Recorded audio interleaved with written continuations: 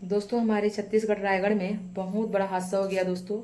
एक ही परिवार का 4 लोगों को मौत के घाट उतार दिया गया है। घर पर इतना सारा मातम फैल गया है। घर तो घर, पूरा गांव मोहल्ले में फैल गया दोस्तों। परस उसका देखिए इतना कैपेसिटी कि सोच लीजिए उसको मार भी लिया, और उसी के खेत पर गोबर का जो खाद होता है ना, उसी में उनको लाश को दबा दिया गया है। आप लोग आइए कंटिन्यू सुनिए, पूरा शुरू से एंड तक देखिएगा और आप लोग कमेंट में बताइएगा दोस्तों इस तरह करना चाहिए या नहीं करना चाहिए। मुझे तो अच्छा नहीं लगा दोस्तों, बहुत बुरा लगा।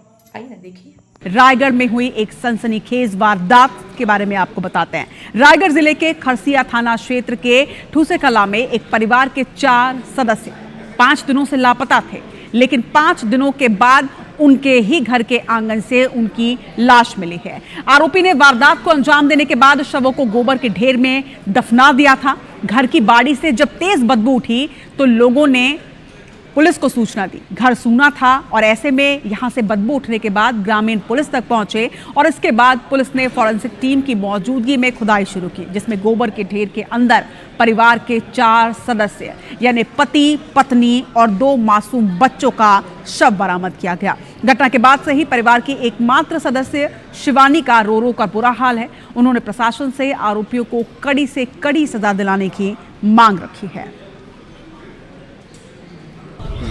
सर प्लीज, जिसने भी मारा है उसी कड़ी सजा देना सर प्लीज।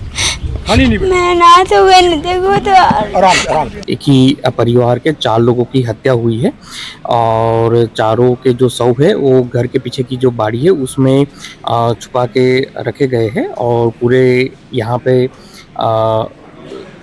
पूरी जिले की team, FSL team, dog squad सभी मौके पे पहुंची है और सारे पहलुओं पे जांच कार्रवाई जारी है। तो पुलिस फॉरेंसिक टीम के साथ यहां पर पहुंची। फिलहाल शवों को बाहर निकलवाकर पोस्टमार्टम के लिए भेजा गया है ताकि ये जानकारी लग पाए कि किस तरह से इन चारों की हत्या की गई।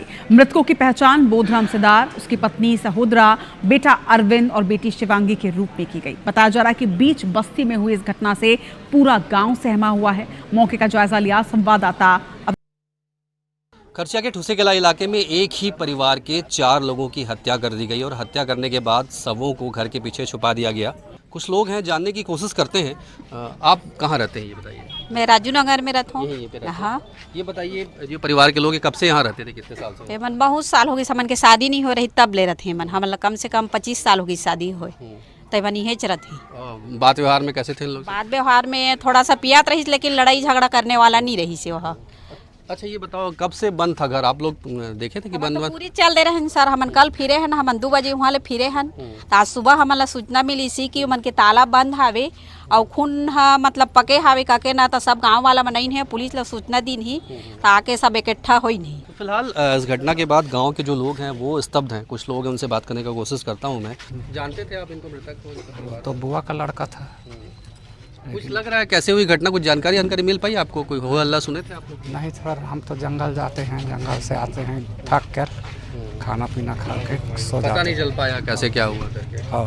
क्या चाहते हो? उस घटना का जांच होना चाहिए, पूरे परिवार को इन लोगों ने कर दिया है, क्या चाहते हैं? उसको जो ढूंढना चाहिए, उसको कार्रवाई जरूरी होना चाहिए। फिलहाल इस पूरे मामले में गांव के लोग मामले की जांच की मांग कर रहे हैं, क्योंकि एक साथ 4 लोगों की हत्या की गई। तो फिलहाल इस घटना के बाद पूरा का पूरा गांव स्तब्ध है। और ये देखिए, ये जो महिला कुछ कह रही है, आप कुछ कह रहे थे जी। कोई भी हो, चाचा जी के वहाँ हत्या करे है तो जल्द से जल्द मिले और फांसी के सजा हो। पूरा गांव भर फांसी हमन ओकर ये करबो। हमन कोई भी रहे, नानबुटी लड़का लो हमारे, तो मामूली बात थोड़ी। ये आक्रोश है और ये वास्तव में कि जिस तरह से इतनी बड़ी घटना हुई है, लोग इसमें न्याय की मांग कर रहे हैं, लोग इसमें कार्रवाई की मांग कर रहे हैं और इसी वजह से पूरा का पूरा गांव यहाँ पे जुटा हुआ है। कैमरा में जितेंद्र सोनी के साथ अविनाश पाठक, i24 रायगढ़। खरसिया के ठूसे कला इलाके में परिवार के 4 लोग एक साथ गायब हो जाते हैं और जब उनको ढूंढा जाता है तो वो मृत अवस्था में पाए जाते हैं। तो आप भी हैरान रह जाएंगे इस बात को सुनकर कि कैसे जो है एक बहुत ही अलग तरीके से जो है इनकी हत्या हुई है और फिर हत्या करने वाला कौन है, क्या है, इसकी पुलिस जांच कर रही है और पुलिस का ये कहना है कि बहुत जल्द ही जो है आरोपियों को गिरफ्तार कर लिया जाएगा। फिलहाल आप सोचिए कि लगातार जो है हत्या की वारदातें सामने आ रही है। लोग किस हद तक गिर चुके हैं कि आज जो है शव को मार रहे हैं, कभी कोई पेटी में भर रहा है, कभी कोई जो है सूटकेस में भर रहा है, तो कभी ज़मीन पर गाड़ रहा है। और अब तो हद ही हो गई है। ये वाली जो खबर है इसे देखकर तो अब हद ही पार हो गई है कि आप सोचिए, पहले तो उसे ज़मीन पे दफनाया गया, वो भी एक नहीं दो नहीं बल्कि 4-4 शव को, जो कि एक ही परिवार के थे। 4 लोगों की हत्या करने के बाद में जो है झाड़ियों में उनके शव को दफनाया गया और फिर उसके ऊपर से गोबर पोत दिया गया ताकि बदबू ना फैले और लोगों को कानो कान इसकी खबर ना मिले। तो सोचिए कि आरोपियों के हौसले कितने बुलंद होंगे और आखिरकार क्या वजह है कि ऐसी वारदात हुई है और ऐसी हत्या की खबर जो है सामने आई है। ये सभी लोगों के लिए जो है सोचने वाली बात बन गई है। आपको बताना चाहे सदमे में आ गए और रायगढ़ का खरसिया थाना और ग्राम ठूसेकेला के लोग इस वक्त पूरी तरीके से दहशत में जी रहे हैं और चारों तरफ मातम पसरा हुआ है। देखिए, खबर पर अपडेट हम आपको देते रहेंगे कि आखिरकार ये वारदात कैसे हुई, किसने उन चारों को मारा, एक ही परिवार के लोगों को मौत के घाट उतार दिया और फिर इस तरीके से गोबर के ढेर में छुपा दिया, ये सवाल बना हुआ है। लेकिन जांच कर रही थी तभी शक की सुई लोकेश्वर पर घूमने लगी थी। पूछताछ में पता चला था कि लोकेश्वर पहले भी हत्या के मामले में जेल जा चुका है। बुधराम के परिवार से अनबन की बात भी सामने आई और जब पुलिस आसपास के घरों की तलाशी ले रही थी तभी लोकेश्वर के घर में पुलिस को एक गैती दिखाई दी। गैती पर ताजी मिट्टी लगी थी और ये मिट्टी वहीं की थी जहां बुधराम के पूरे परिवार को दफनाया गया था। पुलिस का शक यकीन में बदल चुका था। तत्काल लोकेश्वर हिरासत में लिया जाता है, जिसने पूछताछ में पूरी कहानी उगल दी और बताया कि कब, कैसे और क्यों बुधराम के परिवार को मौत के घाट उतारा गया।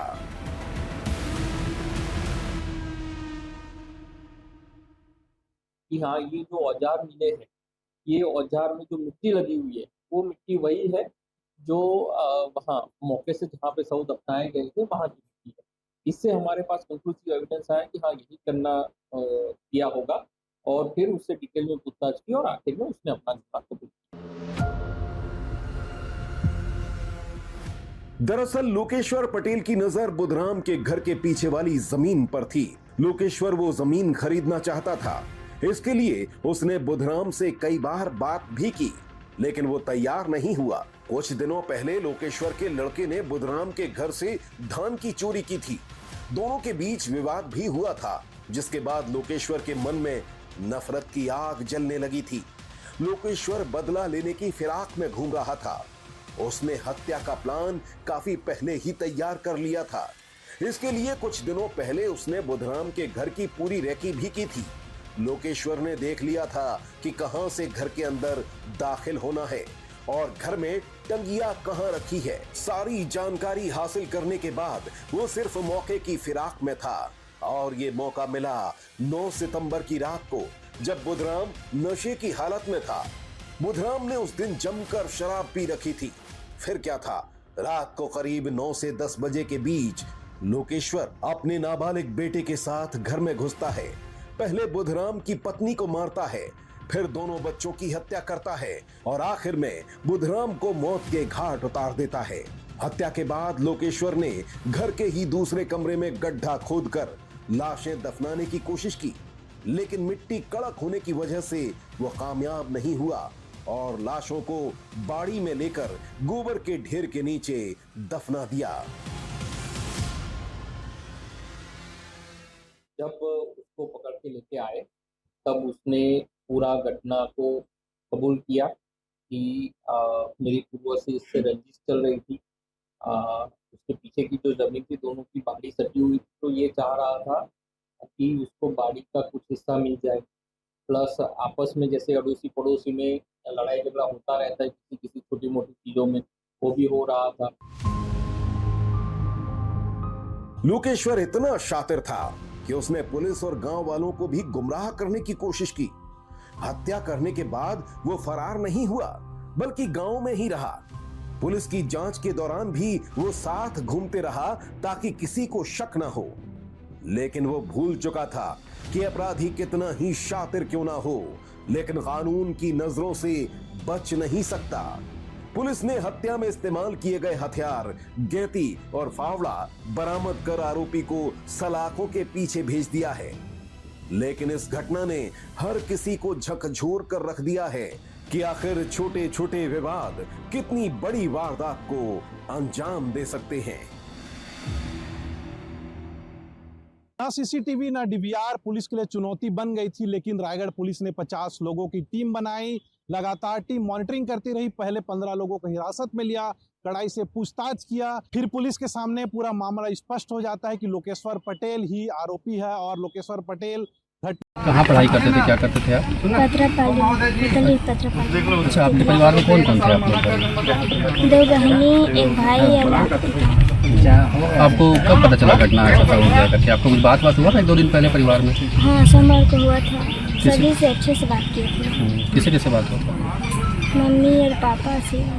तब बातचीत में कुछ लगा था क्या, मतलब कि कुछ परेशान है या फिर नहीं लगा। कभी कुछ लड़ाई वड़ाई होती थी क्या घर में कुछ किसी के साथ में? हाँ, बस पापा और मम्मी होते हैं। और कोई बाहरी लोग किसी के ऊपर शक लग रहा है बेटा, कोई ऐसा कोई हो जिनसे पापा के साथ दुश्मनी हो? सर मुझे तो नहीं पता, मैं यहाँ नहीं रहती तो। सर प्लीज, जिसने भी मारा है उसी कड़ी सजा देना सर, प्लीज। मैं ना तो थाना खरसिया में ठूसेकेला गांव में आज एक सूचना आई थी कि एक घर में खून के धब्बे वगैरह दिख रहे हैं, जिसके तत्काल मौके पे हमारी थाना पुलिस पहुंची और जब चेक किया तो पता चला कि एक ही परिवार के 4 लोगों की हत्या हुई है और चारों के जो शव है वो घर के पीछे की जो बाड़ी है उसमें छुपा के रखे गए हैं और पूरे यहाँ पे पूरी जिले की team, FSL team, dog squad सभी मौके पे पहुंची है और सारे पहलुओं पे जांच कार्रवाई जारी है। सर शिनाख्त हो गई है सभी की? सर उसमें हाँ, सभी की शिनाख्त हो गई। सभी इसी घर के रहने वाले हैं, चारों लोग। बुधराम उराव और उनके पूरे परिवार, सौभद्रा, हिंद और शिवानी, ये लोगों के अभी यहाँ पे सब मिला है। सर पहली जाके पता कैसा, मैंने कि आपको कैसे लगा कि हत्यारा कौन हो सकता है? अभी पूरे मामले में हमारी पूरी टीम लगी हुई है, डॉग स्क्वाड, FSL की टीम पूरी मौके पे है और जैसे ही हमारे पास जो सूचना आएगी हम आपको बताएंगे। कब से मिसिंग है, कुछ जानकारी मिल पाई? अभी तक जो जानकारी मिली है कि लास्ट में मंगलवार शाम को इनके एक रिलेटिव यहाँ पे आए थे, उनसे बातचीत हुई थी। उसके बाद बातचीत हुई या नहीं हुई उसके संबंध में जांच जारी है। घर में भी कुछ खून के धब्बे वगैरह मिले हैं? घर में भी खून के धब्बे मिले हैं और जो घटनाक्रम है वो घर के अंदर हुआ था और फिर शव को पीछे बाड़ी में छुपाया गया है। वेपन भी मिला है सर? जो टंगिया वगैरह से मारे हैं वो हथियार भी बरामद हुआ है। मतलब चारों को टंगिया से ही मारा गया था? पूरी जांच को होने के बाद सारी चीज़ें बताएं हुआ दोस्तों। और भगवान से ही प्रार्थना करते हैं उसका आत्मा को शांति दें और घर में जितने लोग बचे हुए उसको संतुष्टि प्रदान करें। दोस्तों ऐसा नहीं करना चाहिए, ऐसा करके क्या मिला यार। चलो भगवान का मर्जी था, जो होना तो हो गया। कंटिन्यू आप लोग ब्लॉग में रहिएगा, अगले वीडियो पे मिलते हैं।